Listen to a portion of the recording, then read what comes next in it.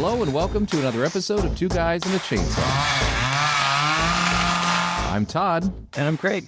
Well, this week I chose the movie, and I wanted to go back to the 80s to a film that I have been wanting to do forever, especially since I fell in love with Brian Yuzna. Brian Yuzna didn't direct this movie, but he produced it, and then Stewart Gordon, who is a close associate of his, I think the both of them actually wrote the story for Honey, I Shrunk the Kids. We did the Reanimator that Stewart Gordon directed and really enjoyed it. So I was excited to come to this film, which is called From Beyond. It is a 1988, is it? 88?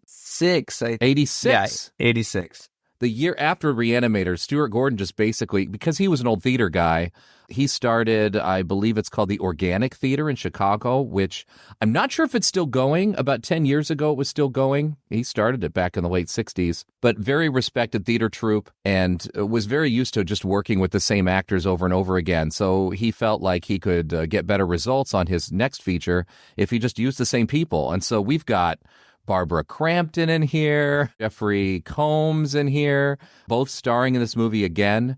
And I wanted to see them again, so I just thought, yeah, let's just do this. It's funny because I think a lot of people who are into horror know of this movie, but I don't hear people talk about it so much. Yeah, I'd never seen it before. I think I saw the cover art on the video store shelves, but was never particularly compelled to pick it up. And God, I wish I had, because Teenage Todd would have frickin' loved this movie for so many reasons.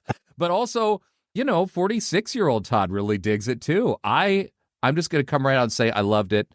I'd never seen it before. So glad I saw it. I'll probably watch it again. How about you, Craig? You seen this before? No, I haven't. And much like you, I kind of can't believe that I haven't seen it, because the image from the box cover, I know that so well, and I can't believe that I never picked it up. Now, to be fair, I wasn't really like a big Brian Yuzna or Stewart Gordon fan really before we did this. I think I had seen one or two when I was like in graduate school or doing my internship or whatever, but you and I now have watched a bunch of these guys' movies, and they're wacky, and I like that they're wacky. It's right.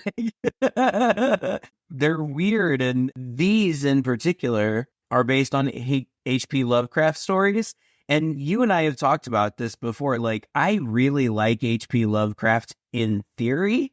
Right. Actually reading him, it's very dense. Kind of stodgy. Yeah, and this movie and Stuart Gordon's other H.P. Lovecraft adaptations, I feel like make Lovecraft really accessible to me and to other people like me.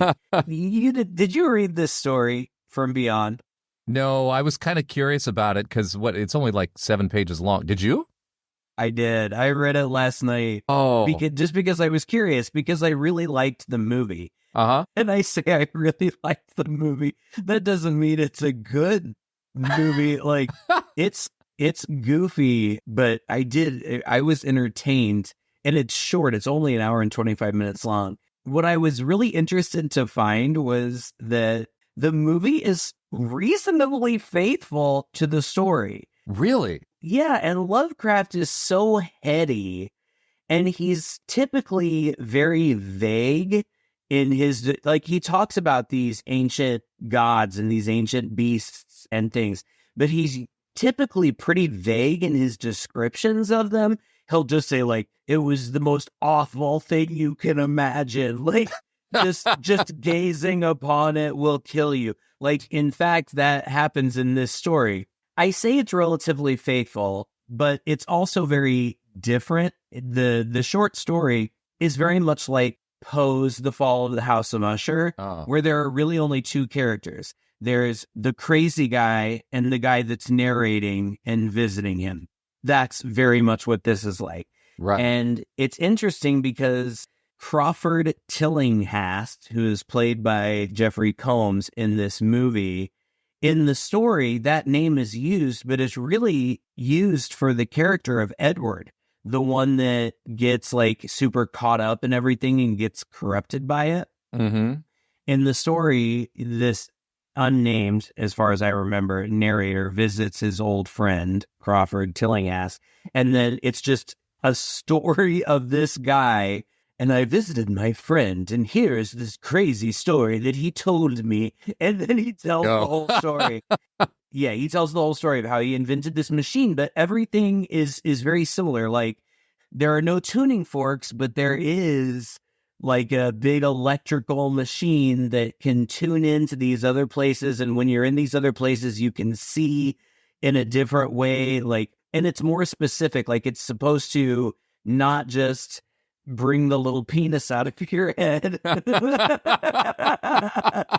but like, it talks about how like we only have access to 5 senses, but there are astounding senses beyond that. Right.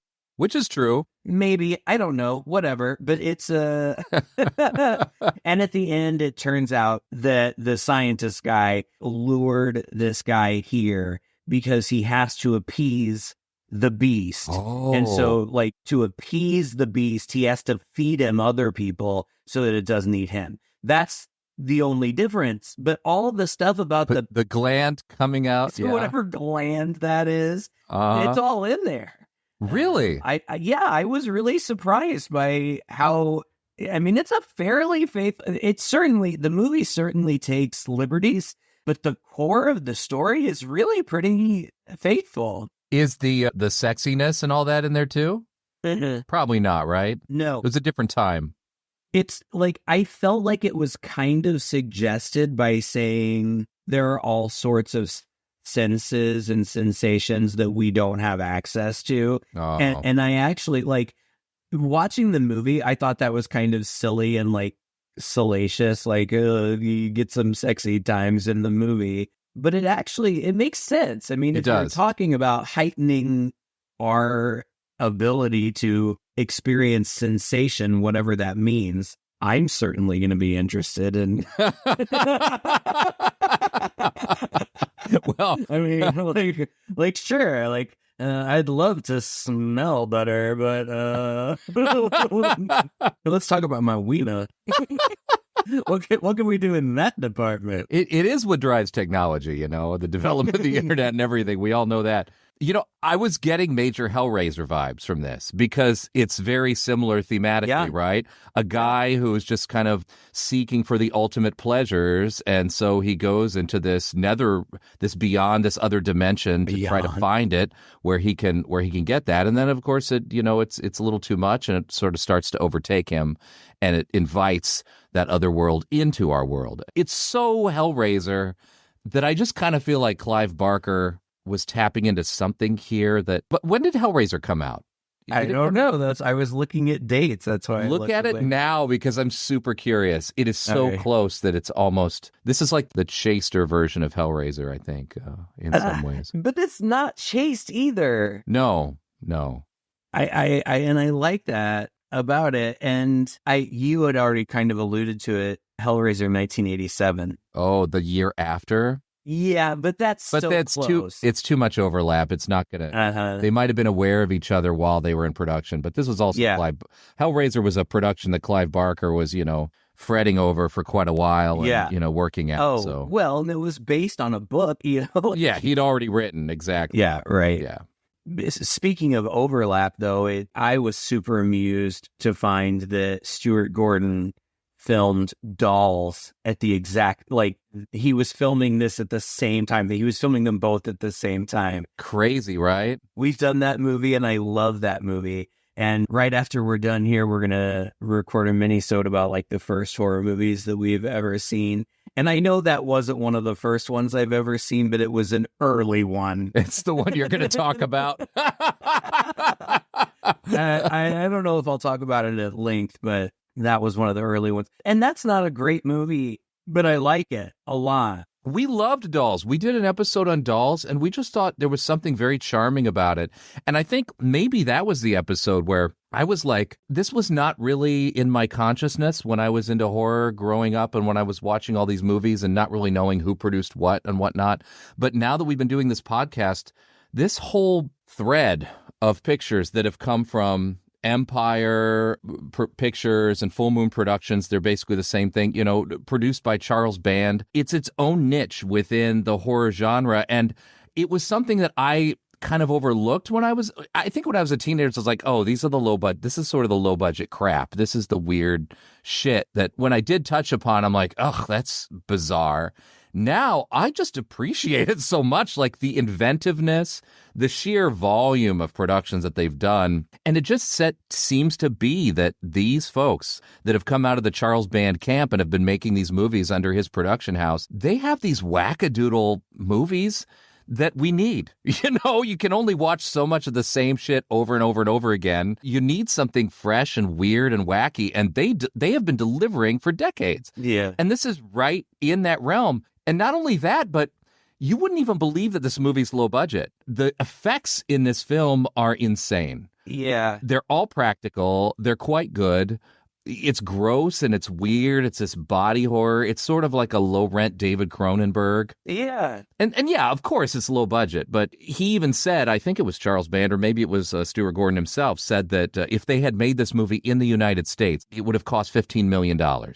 But they went to Empire Pictures headquarters at the time, which was in an old Dino De Laurentiis studio, which was literally, I think, a castle in frickin' Italy that they had for a little while. And they were doing these programs there for much cheaper. And so this ended up costing only like $2.5 million. And so they saved money that way, but boy, did they put a lot of money up on screen, I think. The special effects are just wild. 5 different special effects houses working on this. And for that alone, I was just giddy. Yeah. I mean, to be honest, like watching this, I almost didn't care about the story because everything that was flashing before my eyes was so damn crazy. I couldn't stop watching, and I loved it. Yeah, and that's what I've come to expect from Brian Yuzna movies, like lots of practical effects, and they're fun. I loved them too, and there are a lot, like there are like monster effects in this, and it's all tangible, you know, like that's what I love about practical effects. Like I feel like that it's something that I could touch, right? Even if it may not look as slick as CGI, but it looks like something that I could touch, and it would be slimy and wet and organic, and I don't know. I'm not going to speak ill of CGI. CGI is great. Thank God we have it. It led to a lot of great things, but I still love those practical effects.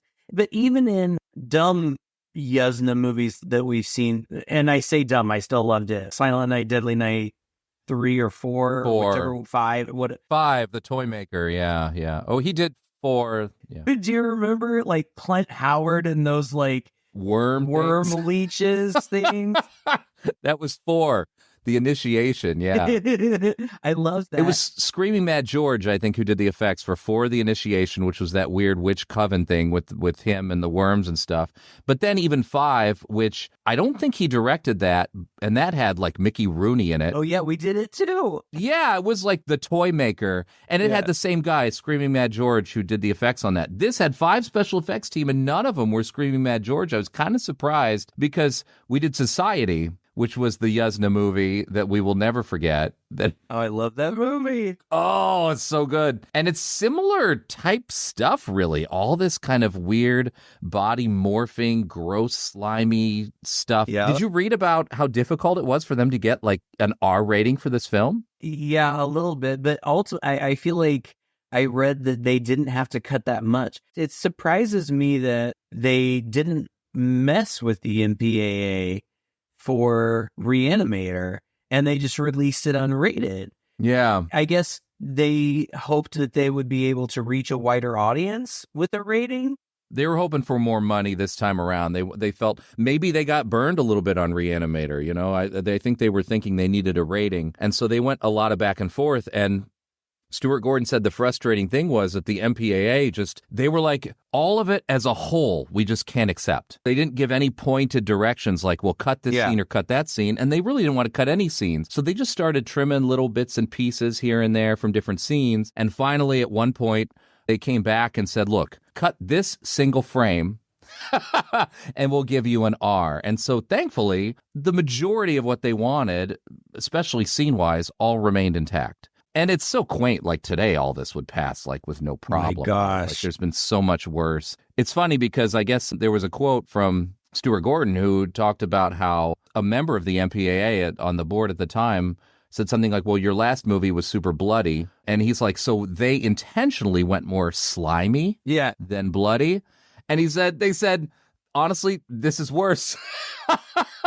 Admits it, like it's more gross. It's grosser. Yeah, I read that too, and I kind of agree. Like, yeah, when you saw that kind of red tinted, it's not red slime. It's like slime with like red pigmentation in it, like floating out from under a door. That was gross. There were a lot of gross things. I also read that they ran out of budget to do everything that they wanted to do in the finale. And I feel like you can I don't know. I feel like you can kind of tell because the antagonist gets more monstrous throughout the course of the movie. And in the end, obviously, like it's supposed to be its final form. But they had to do a lot. Like most of it is an extreme face close-ups. Yeah. Which is fine. I liked that too. I thought the actor was good and menacing. And we understand. We get glimpses of what it looks like. We don't need to see it in full all the time. No. That's fine. I didn't have a problem with it. In fact, if I hadn't read that they ran out of money, I don't think it would have crossed my mind. I think I would have said, actually, that's a good choice. Get in on his face. I thought that was actually good at the end of the day because it was more expressive. The makeup and everything was so good and so seamless even in those close-up shots that it allowed the actor to be expressive, and he was. I was really impressed. And I think even Stewart Gordon said at the end of the day, they ended up with a better product because of it, because he said his original cut might have lingered a little too long on the SFX to make it so that the audience had a little more time to kind of see the seams. But I think, honestly, the sliminess and maybe why it's so much more gross, and in particularly when you kind of look at this movie and how it thematically ends up, it's more sexual. This movie is so horny. It's a horny movie. It really is. And so slime more than blood and these kind of fluids. Oh, God.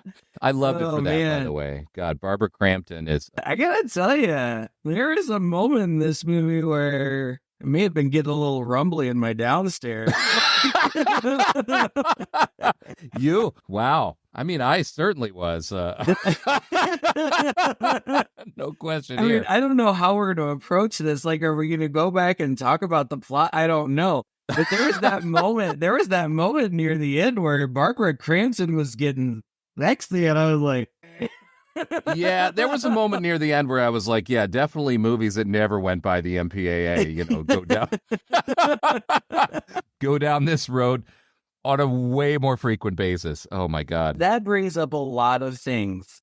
So Stewart Gordon had already made Reanimator, and he had this idea. You know all this. I'm not talking to you. I'm talking to the listener. Stewart Gordon had this idea that he wanted to do a bunch of H.P. Lovecraft adaptations using the same actors, much as who was the filmmaker? I want to say the Vincent Price, Edgar Allan Poe movies. Yeah, Roger Corman. Roger Corman's Edgar Allan Poe movies that use Vincent Price and a lot of the same actors all the time. And he did for a little while. He made 2 or 3 movies with these folks, and he fought to get Barbara Crampton in this movie because she plays like a renowned psychologist. And she's like 12. No, she's not. She's a fully grown woman, but she looks very young, and the producers were concerned that people wouldn't believe her as a psychologist. Who cares? I can't believe that horror producers in the 80s were concerned that we weren't going to believe that Barbara Crampton was old enough to be a renowned psychologist. Who cares? Yeah. So they put her in like black framed glasses and pulled her hair back to make her look more professional, I guess. Magically. But who cares? But at the same time, she is so beautiful in this movie. Oh, God. This podcast has made me a huge fan of Barbara Crampton. Like, I love her. I love everything she's in. I get excited when she's in something new. She still looks fantastic. I think that she is an amazing horror actress. Like, keep casting her. Full disclosure, when we watched The Reanimator, which was one of her first films, of course, everything about how great she looks and how great her body is and how willing she is to do nudity and all that stuff aside, when I saw The Reanimator, I thought, oh, you know, this is clearly one of her first films. Maybe her acting, like, isn't 100% the best. I don't remember what my assessment was exactly when we did The Reanimator, but that's just my impression because it's been a while. This movie, oh my God, I was like, this woman is a great actress. She's really bringing it to a role that she didn't need to bring it to, you know? That's true. Like, this role doesn't require the degree of actual convincing emotion that she brings to it. And she's got the pressure on because there's a lot of close-up. I think Stewart Gordon likes close-up. You know, he gets right in the faces of his actors in these scenes, which is dangerous to do when you're doing a low-budget production with B-list actors. And there were moments in here where I was like, oh my God, like, she's really good. Like, the expression she's giving or the way she read that line, it was fantastic. I loved her. Jeffrey Combs, on the other hand, who I would count them as co-leads. They both have about the same amount of screen time. Jeffrey Combs is one of those actors who he kind of like does that one thing. Yeah, but that's fine. Yeah. He's a character actor and he's kind of like, he's super, super expressive in his face. And I think that's probably one of the reasons for so many close-ups is because Jeffrey Combs is a face actor. Like he is. He is a face actor, but he's fun to watch. He is. And I think that he's perfect for these types of movies because they're exaggerated. They're hyperbolic. They're not set in a realm of reality. Right. Jeffrey Combs would have been great in like silent movies, like that's right. The kind of style he brings, and I dig it. I know. I just like this movie overall, and it's crazy. And I don't mind that we've been talking for almost half an hour and haven't gotten to the plot. It's really fine. Don't. It's simple. The plot's simple. The plot is so simple, right? Yeah. I mean, even like it's established in such a simple way. It's not like we get a bunch of exposition. We open on Jeffrey Combs, and he's got this room full of computers and this big machine in the middle that entails like a bunch of tuning forks and stuff. And then he turns it on, and the lights get all crazy, and he sees ghost eels, and one of them attacks him. So basically, the story is he and his mentor have invented this thing that can send out vibrations to stimulate your, what is it? Pineal gland. And I looked this stuff up, and like it's real. Like even H.P. Lovecraft knew about this gland right? that I've never heard of. And it can can stimulate that gland, and it can allow you to, some other philosopher, Descartes or somebody else described it as your third eye. Like and you can see different things. And so they've invented this thing, and it works. But then they also see, like, it opens up their sight into the other dimension that's kind of always around us, right? Yeah, it's always around us. And the story explains that really well. The story, hold on, I wrote down how it explained it. It said that you see all of this other stuff that's around us all the time, but the way that the story explained it was like you see it, but it's all like superimposed on reality. So right. you still see everything that's real, but all this other stuff that you don't usually see is like superimposed on that. But the other thing, again, true to the story, is if you move, they can see you too. And while the machine is on, if they can see you, they can interact with you, which means they can attack you. And that's what kicks off the plot, is that he runs and gets his boss, partner, weird pervert, his mentor. This guy played by Ted Sorrell, who I could have sworn I'd seen in more stuff, but I looked him up and I'm like, no, he's just got a face that must look like another actor that I can't name. Same. And you know immediately this guy's a dick. You know, he almost comes across as Hugh Hefner. You know, he's in his lounge, his silk lounge, where he comes in and he's mean, and he jumps in the middle of this field, whereas Jeffrey Combs' character, whose name is Crawford, is terrified. Edward, Shut it off! Never! Can't you feel it? Robert, in the mind. The mind! It's out of control. You've got to turn it off! No! No, I want to see more. More than any man has ever seen. Edward! It's running itself!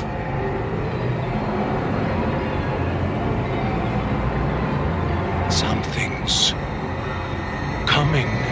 And it starts to overtake him. Jeffrey Combs gets bit by one of these giant flying eels, and I think he has that wound on his face the entire movie. Because the whole movie only takes place over the course of like a few days, right? Yeah. So, it bites him. Edward's called in, and then there's this cat lady neighbor or dog lady neighbor who calls the police, says, weird stuff's happening across the street, like it always is, and then her dog runs off, so then she has to go and chase it into the house, so she kind of gets up in there. I thought she was going to die, or her dog was going to die. That was funny. There are funny parts of this movie. It's funny that the dog's name was Bunny, and that's the actual name of the actress who played that woman. I noticed that. I wondered if that was like an in-joke. I don't know. And she was funny. And the movie, Stewart Gordon's movies definitely have a sense of humor. They're not outright comedies, but they're just so exaggerated or over the top. A little campy. Yeah. Oh, very campy, I would say. But I don't mind that. In fact, I like it. So something goes wrong. I mean, that guy, Edward or whatever, turns out you find out that he's like a freak. Like he likes to like chain up women and whip them and stuff. Got a sex dungeon. Yeah. He is a sex dungeon. And in that moment when the main guy, Crawford, knocks on his door, like, the machine worked. Well, there was a cut scene. I don't remember if they filmed it or not, but on the other side of that door, Edward was supposed to be nailing a woman's tongue to a board. Like, what? That I read that too. I didn't understand that. I didn't see how, even in my mind's eye, I could not picture how this scene would. Well, but I feel like you said that this movie is much like Hellraiser, and that would have made it even more. That would have made it feel like a Hellraiser movie. That's true. Like they're exploring pleasure and pain. And yeah, I am so not into that. Like I am. Same here. Pain, no thank you, pass. I can't relate, but I respect it. Sure. That's your thing. Yeah, do it. And I understand, exploring boundaries and stuff like that. Not my thing, but no shame, whatever. Anyway, it doesn't matter. The movie basically becomes Jeffrey Combs, like, supposedly destroys the machine. But he doesn't really. They can't. He really just knocks one of the tuning forks off, but then he gets put in an institution, and we meet Barbara Crampton, who is Dr. Catherine McMichael. Dr. Catherine McMichaels. Right. And she gets introduced to Jeffrey Combs, and she's fascinated by his story. I was assisting Dr. Pretorius with his experiments, yes. Mm-hmm. What was the purpose of the experiments? To stimulate the pineal gland with resonant vibrations. The pineal gland? Why? Dr. Pretorius believed the pineal was a dormant sensory organ, a sixth sense. Yes. Well, that's not a new theory. The philosopher Descartes believed it was the third eye. It's not a theory, it's a fact. Then your experiments worked. They proved the theory. And immediately she wants to recreate the experiments. And there's another doctor in the institution that like wants to block it, but can't. And so they release Jeffrey Combs into Dr. Catherine McMichael's custody so that she can take him immediately back to the house. And they can immediately put the machine back together because all he did was knock off a tuning fork. So he just puts it back. And then they immediately turn it on. And there's also another guy, Bubba, right? Is that his name? Yeah. Good old Bubba by Ken Foree, Mr. Dawn of the Dead. He's been in so many of these horror movies. I loved him in this movie. One of the reasons... He was great in this movie. Yeah, well, great in this movie because sometimes I felt his line readings were like, I can't believe I'm doing this. This is the stupidest shit I've ever said. Yes, he was playing that guy. I mean, it's a little cringy today, but I'm the only one with any sense. And he is. But I'm still not going to use my authority as a policeman to stop any of it.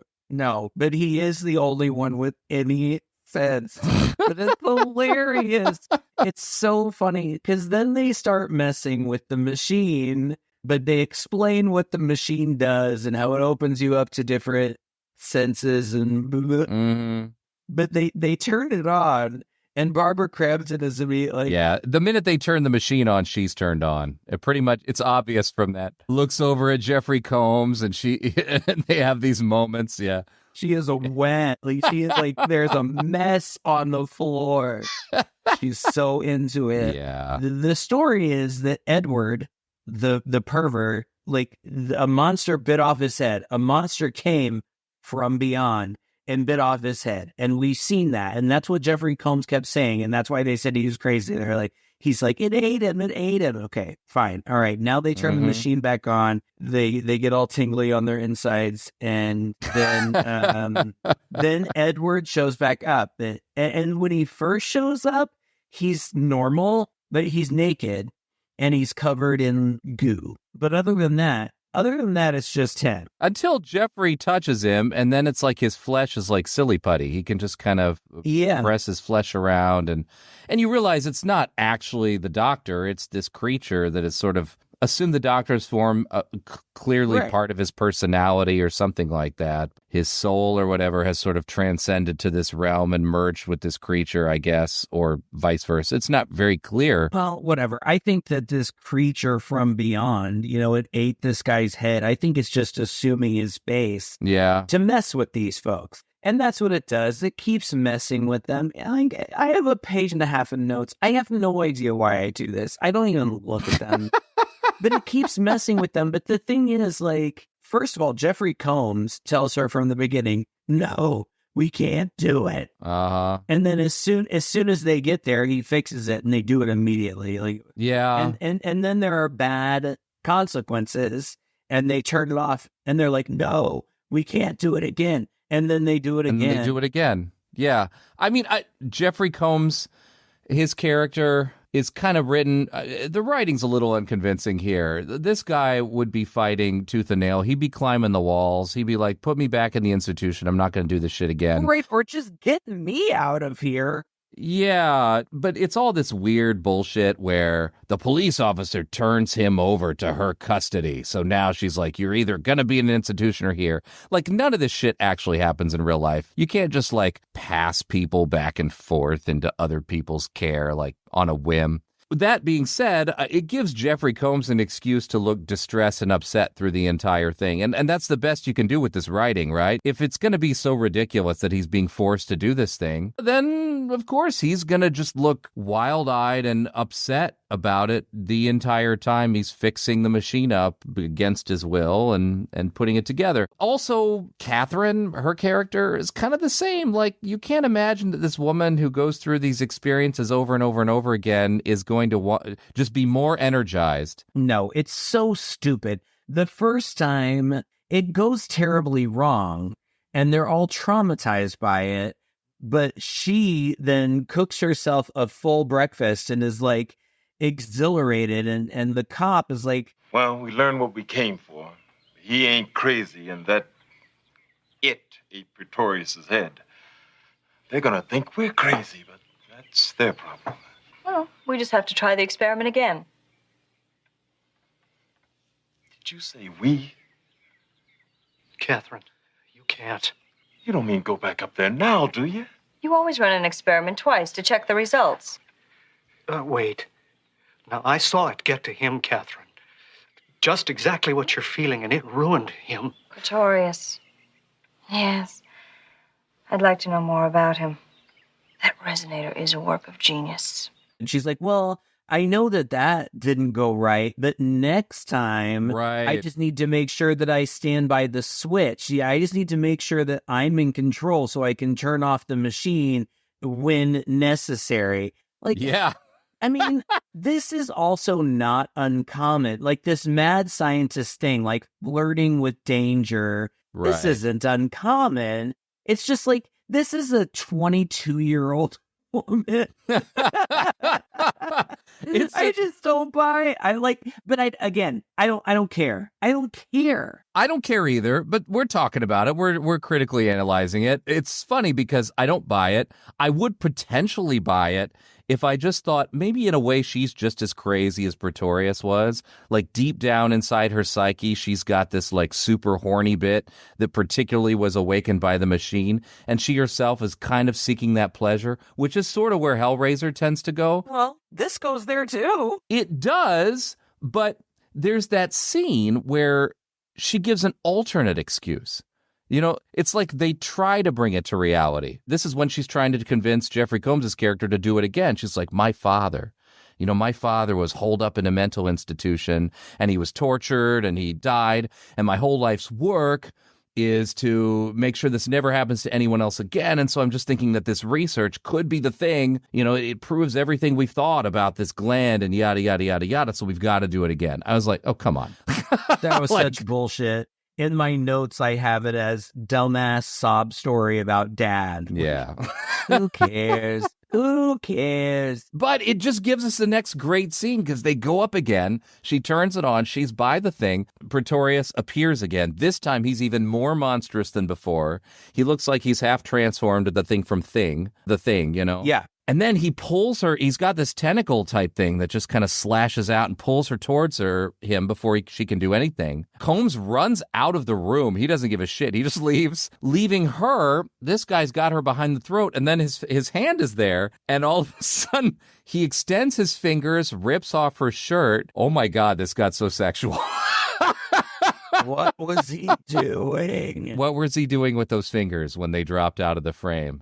It was pretty insane. So this gets insane, and she is distressed as f***. And I was so impressed with Barbara Crampton and how she played this. Jeffrey Combs runs to the basement. I think the guy gets there. Isn't this where the giant worm is in the basement? Oh my God. Well, I mean, they turn the machine off and on 2 or 3 times. The Edward monster gets progressively more and more grotesque. Yeah. It always has his face on like some kind of appendage or stuff, but there's also snake-like things will like burst out of his face or out of his body or whatever. And this part that you're talking about, Bubba has said, we're done. We're not doing this anymore. Let's take a nap and then we're leaving. And so they all like go to bed. But she gets up and she turns it on by herself. And of course, the big monster comes out. And then Jeffrey Combs comes and like tries to rescue her. And I don't remember exactly what happens, but then you're right. He just runs away. He runs downstairs and there is a big like snake monster.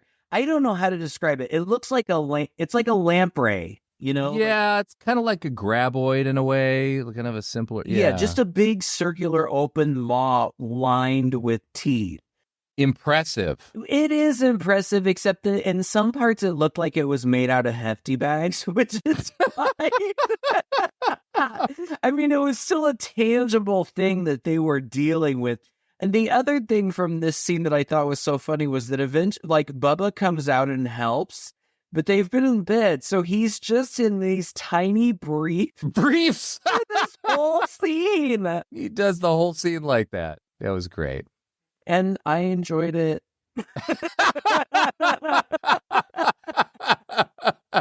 There's a little something for everybody in this movie. There what is. We're trying to say. Oh, a little something for everybody. And then so I feel like at this point they beat those monsters and then they're still not leaving, but they're trying to leave. Well, she's so upset by the end of this. I felt like, oh, this is her turning point. Like, this is the moment where I don't know what's going to happen, but she's going to be convinced she doesn't need to do this anymore. Like, but no, once she's by herself in the sex dungeon and gets a look at all that equipment, suddenly she gets real curious about it. And so the idea is that, I think with every time this sort of thing happens and they're in the field and their gland gets excited or whatnot, it has a change and effect on them. And that's what's happening to her.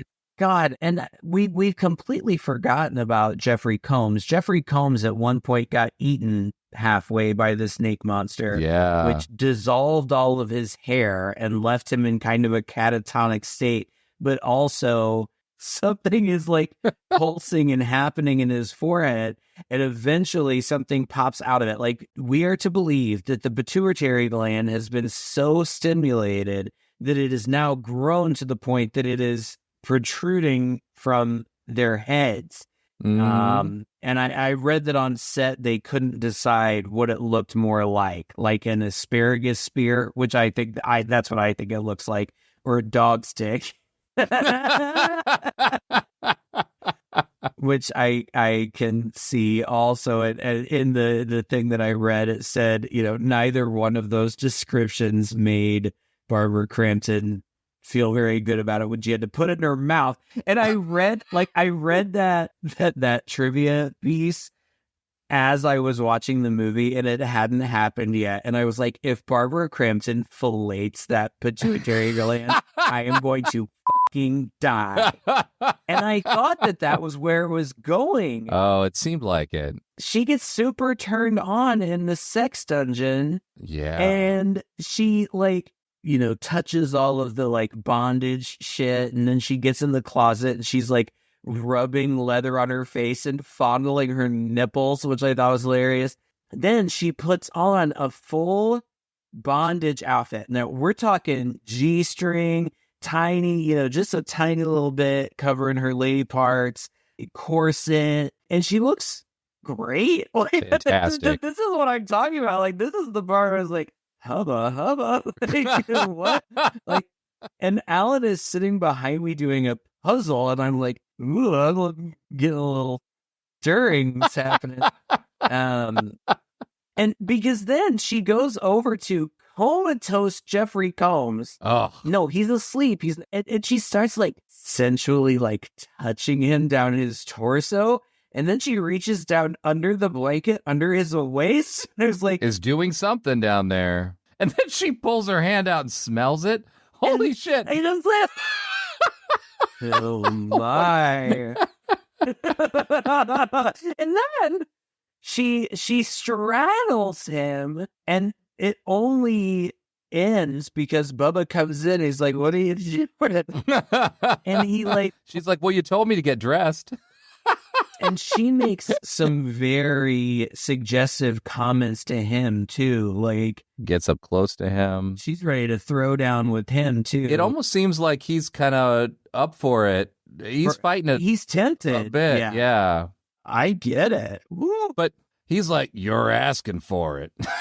But that's the point where the machine magically comes to life. And this is the part where, it's it's just a freaking machine. Just call the power company, have them cut the line, chop the lines together. They have these kind of lame ways of bringing the machine back to life. In this case, I can kind of get behind the idea that maybe these beings that always exist around us, so we just can't see them, maybe through the power of that machine being turned on enough times, have the ability to move things around. And so the machine kind of plugs itself back in, and then we get another shot in the basement of that circuit breaker kind of powering back on and stuff.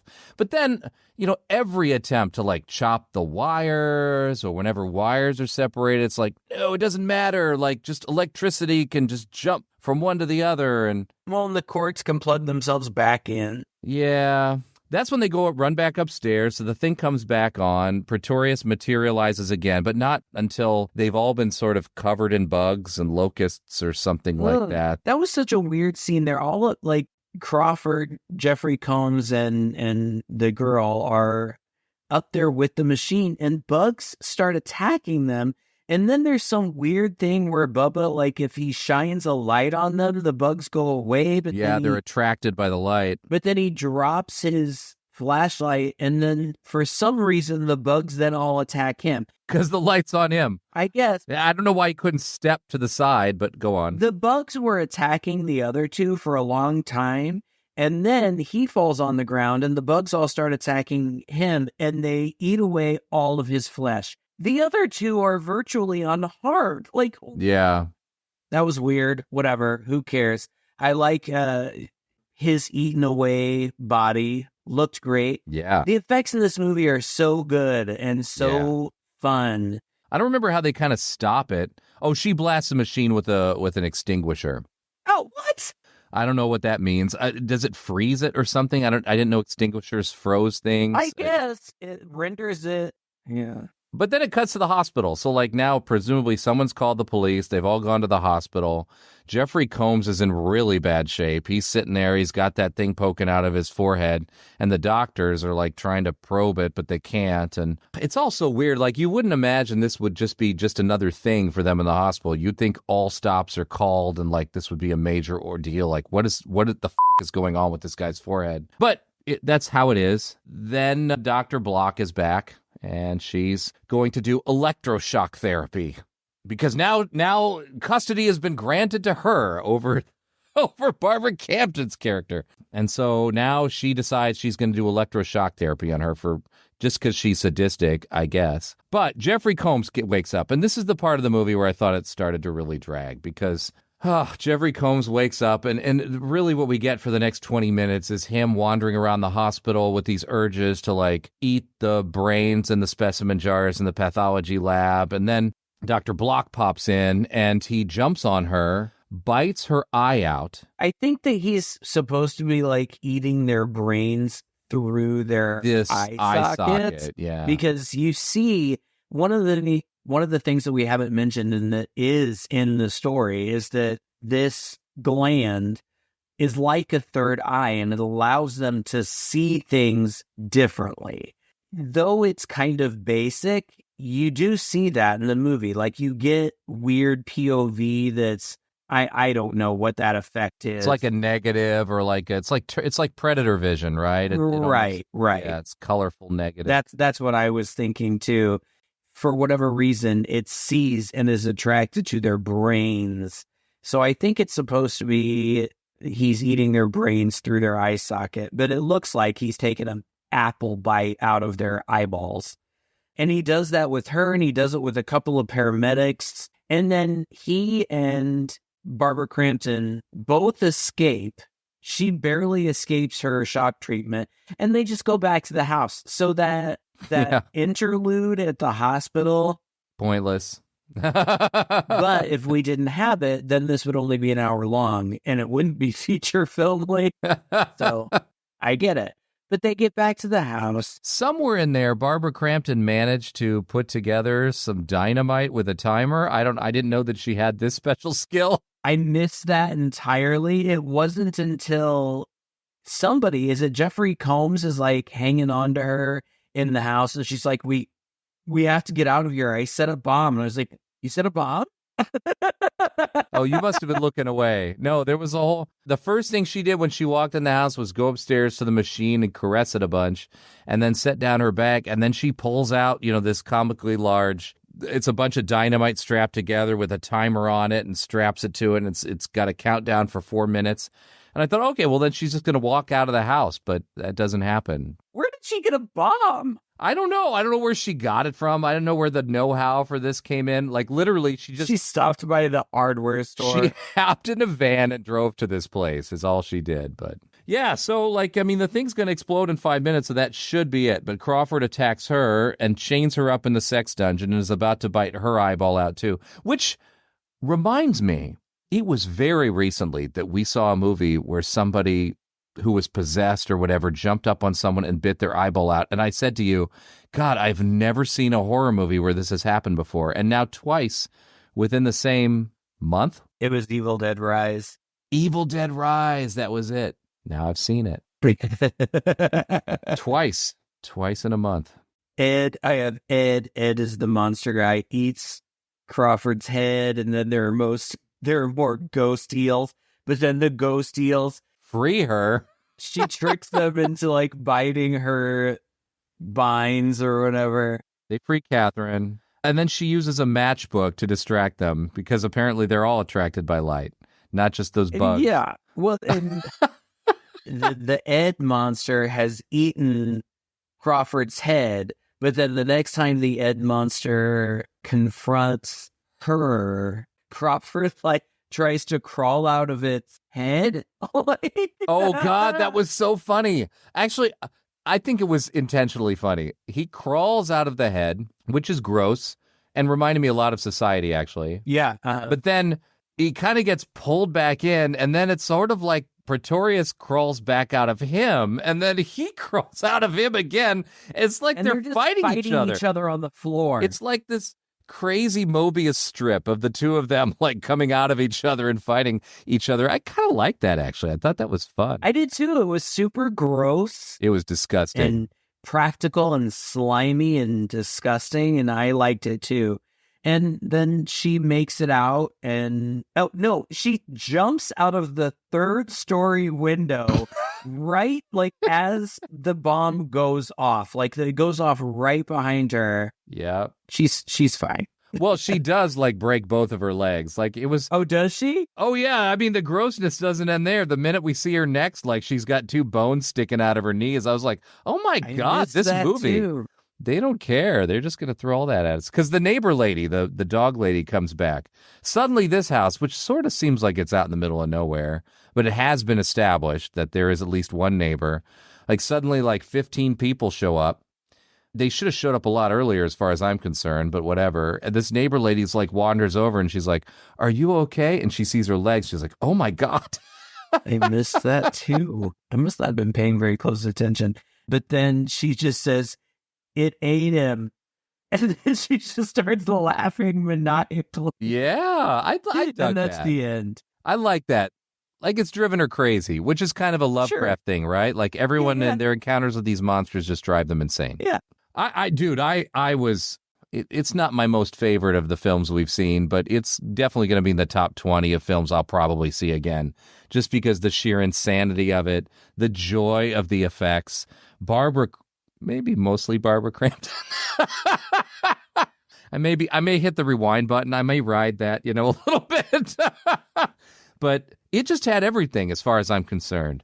A fine little mad scientist plot I could get behind, some supernatural gobbledygook that I could buy, a bunch of disgusting, crazy effects, this monster, this thing-like thing that just every time it came out just got more and more gross and disgusting, and I just loved the gusto with which it dove into that. Except for that bit in the hospital where it was just kind of boring watching Jeffrey Combs wander around and eat out, 5 people's brains. I'll fast forward through that and watch the rest of the movie. I loved it. And I thought Barbara Crampton did a fantastic job. I thought he did a great job with the character he was given. I've got pretty much nothing bad to say about it. I wish I'd seen it a lot earlier, honestly. I can't believe. I kept thinking as I was watching the first half hour, I have to have seen this before. I have to have. But I know for a fact that I haven't. And it was cemented when Barbara Crampton put on that dominatrix outfit. I'm like, no, I have not. I would have remembered this. Right, exactly. Right. And I can't believe it because the image from the cover art, which is of the Edward in one of his later, with his face like stretched and gross, that's so at the forefront of my mind. Like that's such an image that I remember. Yeah. And I can't believe that I haven't seen it. But I'm glad to have now. It was fun. It's silly. Oh, it's goofy. That's what it's going for. I mean, you can't cast Jeffrey Combs. I don't think you can. I don't know. I mean, who knows? Maybe he can do things differently, and this is just the way he does things because that's his thing. And I think it's great. I love it. I think that he's super fun. He's, like I said, like he's so expressive in his face. I'm a little bit envious. I mean, that's talent. Yeah. And I really enjoyed it. I enjoyed the movie overall. I agree with you 100%. Even at an hour 25, it was a little long, but only because of those hospital scenes. And it's not like I was like, oh, I would have stabbed my eyes out. No, I mean, they were fine. Just get back to the house and let's wrap this up. Right. Overall, I really enjoyed it. And I think that the listeners that communicate with us seem to have similar taste to us. And I I think that they will really enjoy it too. So if you haven't seen it, check it out. It's streaming all over the place for free. Yeah, check this sucker out. Watch the unrated. I don't even know. Did I see the unrated edition? I'm not even sure. I'm not either. Yeah, it's fantastic. Well, thank you so much for listening to this episode and for joining us here. If you enjoyed it, please share it with a friend. You can find us all over online just by Googling Two Guys and a Chainsaw Podcast. Find our website, leave us a message. Let us know what you thought of this film and what films you'd like us to do in the future. If you would like to support us, go to our Patreon. You can find that from our website as well. And for just $5 a month, you can get access to all kinds of great stuff. We have a little Christopher Pike book club going on. So much fun.